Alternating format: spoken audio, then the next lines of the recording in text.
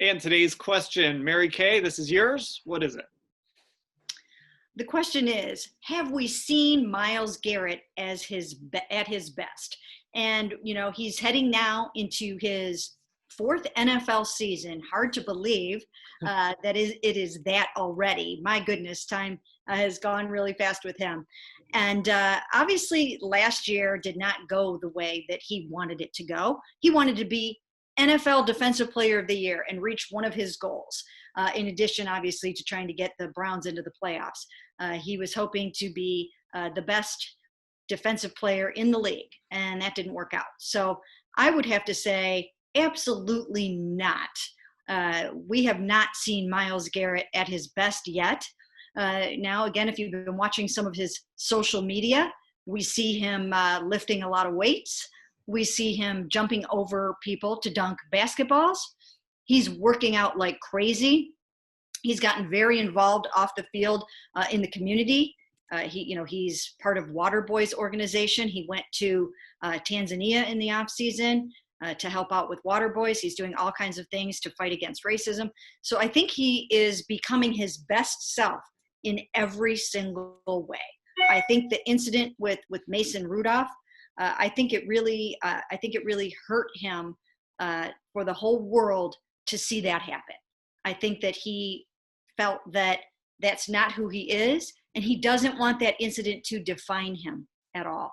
And I think he's working really, really hard to show that that's not who he is. That was a moment in time, out of character, that he snapped.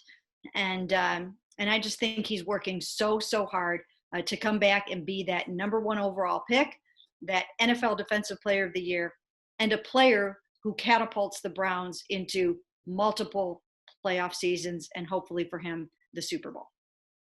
Yeah, the last time we saw Myles Garrett's season cut short, he came back pretty well.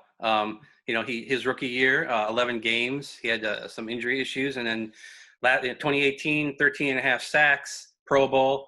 I don't think that we've seen the best of Myles Garrett yet.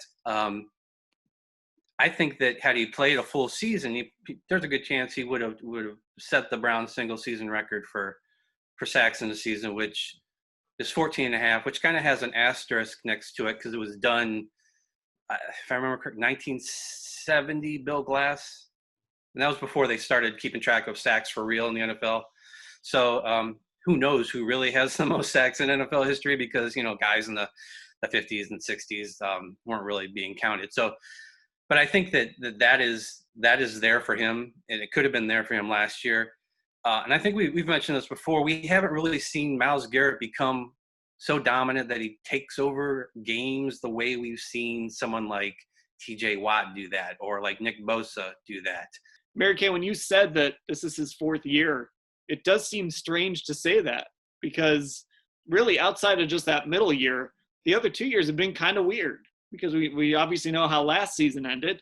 But his first season too, he has that ankle injury right before the season starts, and he misses 4 games, comes back, looks really good. I mean, gets a sack on his very first play.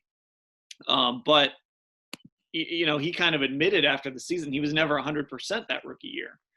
So it's been sort of a weird 3 years. We haven't seen him really on the field consistently, outside of that middle season. And of course, he almost set the sack record that second year. So that's part of it too. We just haven't seen Myles Garrett in a full year just dominate from week 1 to week 17. And hopefully this is the year that we're going to really get to see that. So we talk about him being a little bit more dominant. You really want to see him making more of the game-changing play. He, not only being disruptive, not only getting the sack, but taking the ball away, forcing fumbles, of the running back too, or the tight end or whatever.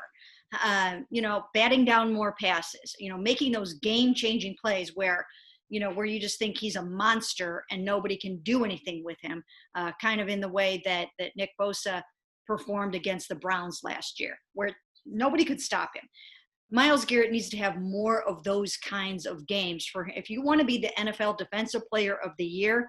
You have to show up like that. You have to show up in the big moments, and you have to make it virtually impossible for the quarterback or anybody else to get their job done on that football field. And that's what you need to see from Myles.